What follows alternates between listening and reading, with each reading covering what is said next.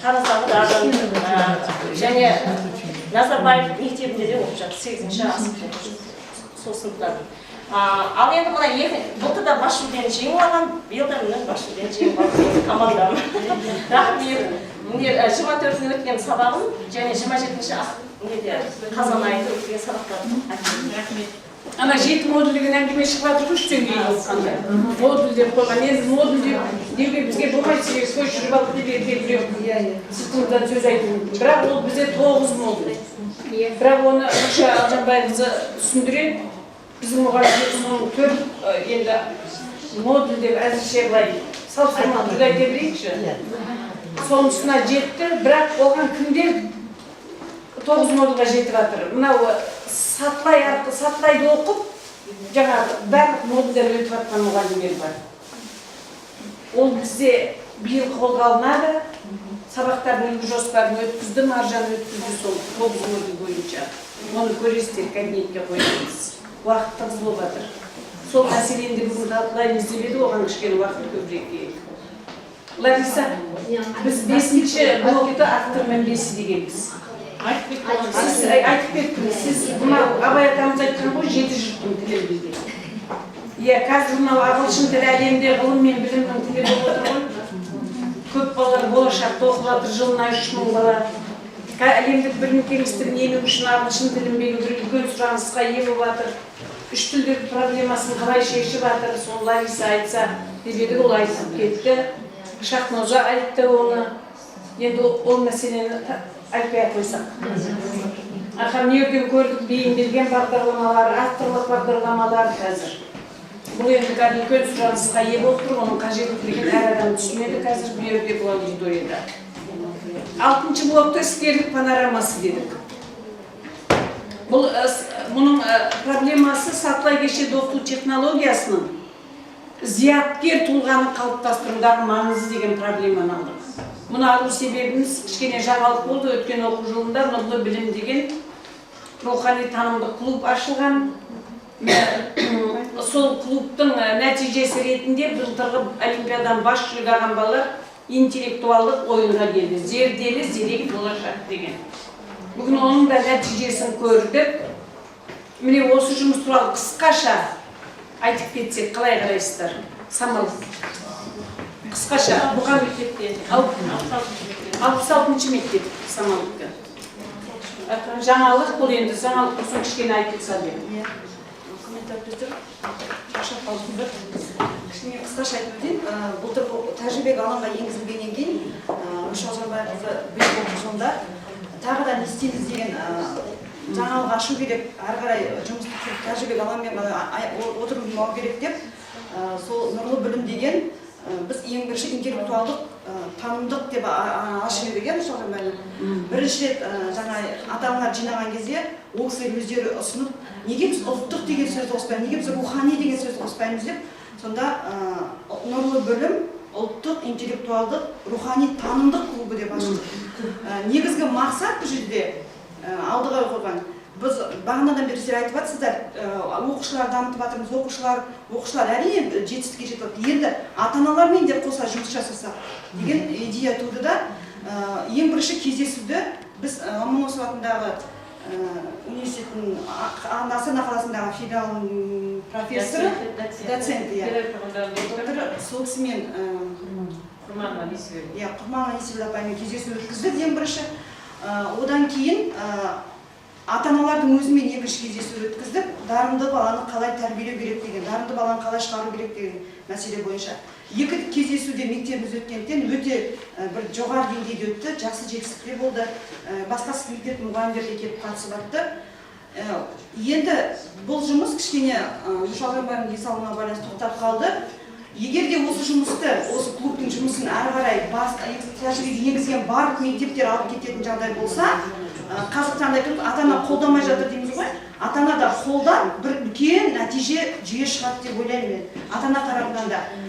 Бұл жерде кездесуге шақырған кезде біз ойластырдық, ата-ана тарапынан да ұсыныстар болды. Неге біз жаңа баланы мамандыққа баулуға да байланысты, мысалы, әрбір ылғи мысалы бір мамандық иесін қоя бермей, әртүрлі маман есімдерін тауып, солармен кездесу өткізсек, балаларға да қызығушылық туады деген не болды.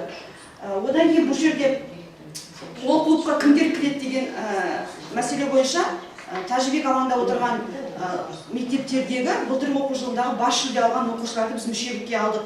Әрбір оқушыға жеке тапсырма бердік. Сол бойынша олар қазір кітапша дайындап жұмыс жасап жатыр. Кәдімгідей әділқа алқастар құрамы құралды, мүшесі жаңағы ұйымдастыру несі бәрі құралды. Бірақ жұмысты әрі қарай жүргіземіз деп ойлаймыз біз келесі жылы да. Бірнеше мысалы ойынның түрлері, бастауышқа арналған жеке ойын, жоғары сыныпқа арналған жеке ойын, бұқаралық ақпарат құралдарымен жеке байланыс жасап деген көптеген идеялар бар. Оның бәрін әрі қарай жүзеге асырамыз деп ойлаймыз. Енді барлық мектептерде Тәжібек алаңдағы осы клубтың жұмысын бірге қолдап істесек деген мен ұсыныс айтқым келеді. Сіздерге. Жаңа жұмыс енді сәттіліктейін жұмысыңа. Бұның ережесі жасалды. Әнерде бәрі тұр, ережесі тұр, интеллектуалды ойын ережесі. Сайтта тұр, нұрлы білім деген. Ол сайтта да тұр. Ал енді танысамыз десеңіздер барлық материал өңделген. Интернет ашсаңыздар сайтта тұр. Ал енді бұның мақсаты Самал жақсылап айтып кетті жаңағы елдің көшін бастар, бұйдас тұстар азаматтарды тәрбиелеу. Тәрбие жағына көңіл бөліп, беріне 3 тағам ата-ана, мұғалім, оқушы бірігіп жұмыс істейді. Өте жақсы, идеясы да жақсы, мазмұны да жақсы. Бұл да қолдайтын жұмыстың біреуі ойлана жасастар. Енді 7-ші блогымыз көкейке сұрақтарды тілшілеріміз қарап қойым, кетіп қапты Алман мен Бану. Олар айтып кетті ғой бірақтар. Пресс-конференция болғаннан кейін ол кісілерді тыңдаса, бізді бір кім жақсы жақты не қаламайды, бәріміз қалаймыз ғой, ертең гәзітке жазса, сұрақ қойса, мынандай бір талқыны. Бірақ екеуі де әдемі айтты, Алман мен Бану. Ал енді 8-ші блогымыз конференция қонақтары болатын, біз ата-аналар шақырамыз, мұғалімдер шақырамыз, кәдімгі қатардағы мұғалім, оқушылар шақырамыз дегенбіз. Ата-ана бар ма? Ата-аналар бар ма? Ата-аналар.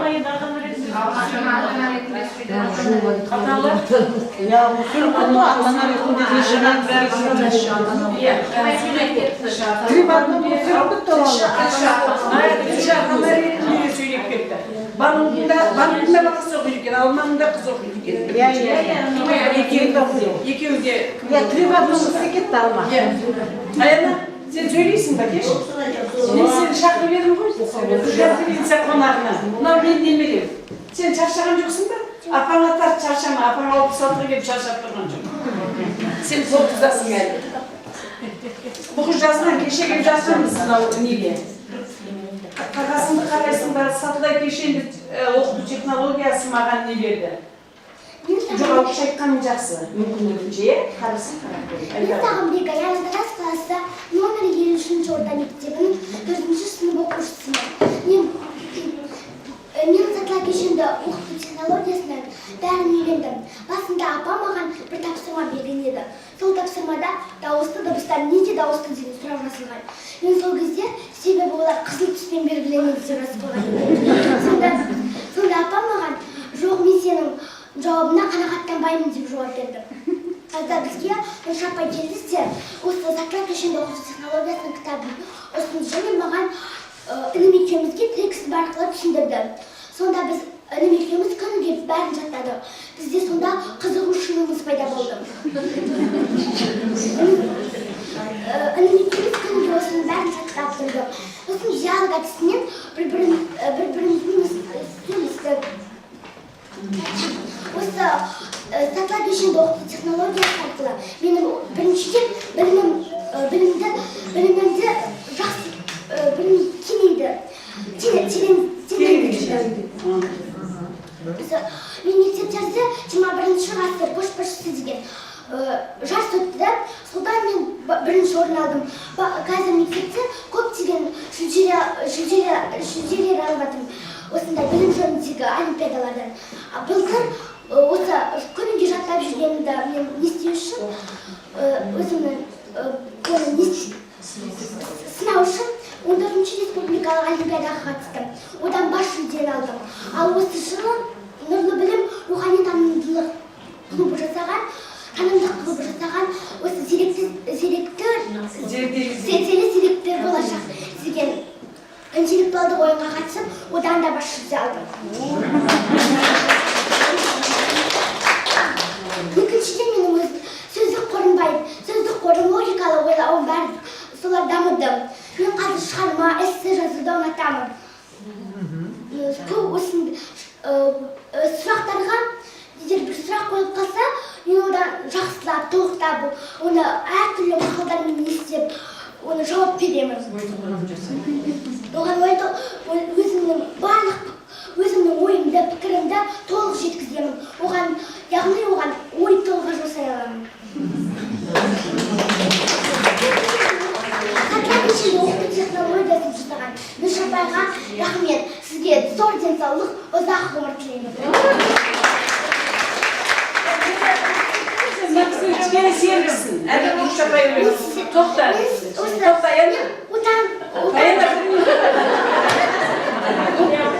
Өлеңге дейін несі бар? Бұлдыр олимпиадаға келгенде Абайдың Айгүл 450 өлеңін жаттап, Гиннес кітабына кірген бала. Сол айтқасын, қатты қызықты. Содан үйге барасам, Ескендір поэмасын түгел жатқайтты. Масқұт поэмасын жатқайтты. Мен қазақтың поэмасын жатқайтты. Түгел дейін 45-42 күнде Ескендір поэмасы. Үсінді айтам дейді, мен қазақтыңда патриот, ұзағандай патриоттық өлеңін жаттайды. Автор Шыбан Молдағалиев. Мен қазақпын мың өлім, мың тірілген. Жүрегімде таңда мың түрмен. Жылағанда жүрегім тынтытылып, қуанғанда күлкімнен тіндірілген. Мен қазақпын бірлік білесің мен, Европада, Азияда емеспін мен. Аралықпын жетінші материктей, бірақ баршадан мен төлестім мен. Мен қазақпын жаныммен, сүйегіммен, еңбек өмір жерімін жүрегіммен.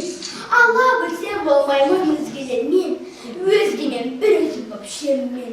Қазақпын деп досқа айтам, ұғызатым, мақтан етсін, атақты туысатым. Қазақпын деп жауға айтам, қазақана, біліп қойсын, болса ойы шығысатын. Мен қазақпын, биікпін, байтақ ілімін, қайта тудым өмірде, қайта келдім. Мен мұнда бір тірілдім, бәр көрмеске, айта бергім келеді, айта бергім.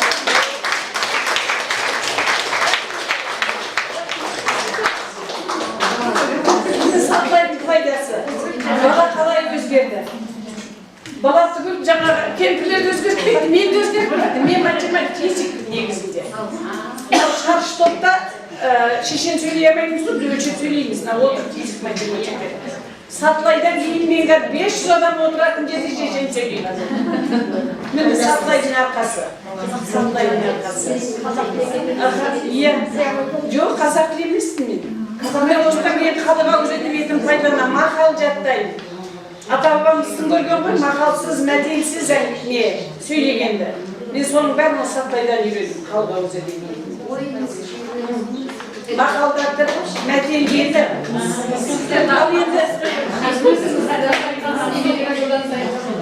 Ал енді құрметті әріптестер, жылдамдатып аяғы.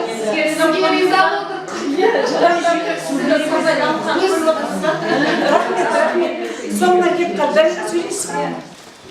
Сіздердің бүгін керемет жеңістеріңізді көріп, сондай риза болдыңыз. Сіздердің жеңістеріңіз құтты болсын. Жалпы мектеп, жалпы орта болып, бастауыш бар, орта болып бар, жоғары сынып бар. Сіздердің еңбектеріңіз өте зор еді. Сіздер негізінен сіздердің жасаған еңбектеріңіздің дайын жемісін жеп, соны жақсы жағын өз еңбегімізде көріп, кеудемізді соғып мақтанып жүреміз. Егер біздер жетістікке жетіп жатсақ, студентке жақсы білім беріп, ол біздің еңбегіміз емес, ол сіздердің еңбектеріңіз. Олар негізін сіздердің еңбектеріңіздің арқасында қалап келеді. соңғы жылдарда осы сатылай кешенді оқыту технологиясымен көптеген үлкен қазір жан-жаққа таралып жатыр ғой. Онымен білім алып жатқан балалар көп. Бірақ бізге көп бала келмейді. Мысалы, бір жылда арасында 3-4 бала кездесіп қалады студенттерден. Сатылаймен оқып келген баланы біз демалып отырамыз. Олар сөйлеген кезде. Басқа студенттер оларға қызығып, аузына қарап отырады. Біз білер едік, сіздердің кадрларыңыз көбейсе, біздің де жақсы студенттеріміз көп болады. Себебі сіздердің ұшырған қарлығаштарымыз біздердің қолымызға келеді. Ал біз оларды ары қарай оқытып, ары қарай білім берсек, ол қайтадан мектепке барып, керемет жақсы маман болып шығып, сонда бізде бір керемет көш түзелер еді. Сіз бүгін бір жағы сіздер есеп беріп отырсыздар өздеріңізге. Өздеріңіздің алдарыңызда есеп беріп отырсыздар. Және осы технологияның авторы Нұршапайдың алдында есеп беріп отырсыздар. Және есептеріңіз сондай керемет, нәтижелі, нағыз технологияның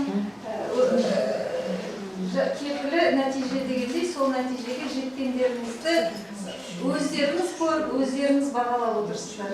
Бүгін мен Маржан, сіздің балаларыңызға комиссия болдық. Сондай керемет демалдым. Балалар деген сайрап тұр. Өзіміз баға беруге шыдамымыз жетпей, арымыз көтермей, ана отырған балаларға, кәні сендер қандай баға бересіңдер дегенде, бағаны сол көріп отырған балалар берді. Маржанның дегендірегіңіз. Сіздің әрқайсыларыңызға сондай жеміс, сондай еңбек, сондай нәтиже тілеймін. Еңбектеріңіз жана берсін, әр кезде бағалана берсін істеріңіз. Ұстаздан озатын шәкірттеріңіз көбейе берсін. Тағы бір айтарым, мен осы Олимпиадаға келердің алдында біз Алматыда республикалық конференцияда болдық. Наталья Ивановна бәріміз бірге. Сол кезде биылғы жылғы балалардың ерекшелігін байқадық. Жылдан жылға балалар өздерін сондай еркін сөйлеп, еркін сезініп, кәдімгі тақырыпты сондай еркін терең меңгеріп, сол тақырыптың ішінде суда жүрген балықтай болып қалды. Техникалық ақаулар болып қалды кешегі өткен конференцияда. Бірақ балаларға оның түк әсері болған жоқ.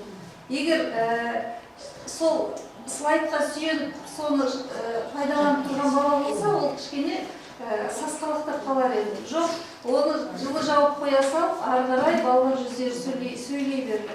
Сонысынан да біз осы сатылай кешенді талдаудан оқып барған баланың, республикалық ташылып отыр ғой, білімінің кәдімгі дағдыға айналғандығын, өзіне теориялық білімінің практикада кәдімгі балаға керемет өзіне қызмет етіп тұрғандығын, яғни алған білімінің адамның өзіне қызмет етіп жатқанының куәсі болды. Бұның бәрі сіздердің арқаларыңыз. Жеміс тілеймін еңбектеріңізге, дендеріңіз сау болсын, жылда қатарларыңыз көбейе берсін. Сізге рахмет, біздің ұстаздардың еңбегін бағалап жатқан. Бүгінгі оқушы ертең студент, сізге дайындап жатырмыз. Сіздер ертең сіздер қиналмайсыздар, дайын әдемі дайын тұлғалармен жұмыс істей бересіздер. Ал құрметті әріптестер, бүгін 15-ші республикалық ауызша командалық олимпиаданы өткіздік. Міне осы жұмысты басқа ұлттың өкілі болса да қолдап, бүгін бізге қонаққа келіп отырған Наталья Ивановна шаршамайды бұл істе. Өте тамаша, қандай әдемі сөзді айтады, біздің көңілімізді көтереді. Қазақ халқының салт дәстүрін, әдет ғұрпын бәрін керемет құрметтейді, керемет бағалайды, бізді қолдайды. Бұл жерде қазір Кіші ғылым академиясы қоғамдық негізде жұмыс істейді. Наталья Ивановна. Спасибо. Осы Кіші ғылым академиясын ең бірінші Сұлтанғазы құрған академия. Ал енді ол кісінің өмірін оқып отырсаңыздар, жылап отырып оқисыздар. Өйткені ол жасынан жетім болған, өз бетінше білім алған, өзінде сондай академик деңгейге жеткен ауылдың қарапайым баласы ғой. Сонда ол тағы да сол өзінің тағдырын, өзінің білімін сол ауыл балаларына, сол қазақтың балаларына арнаған ғой. Сөйтіп осы академияны құрған. 41 жыл тарих.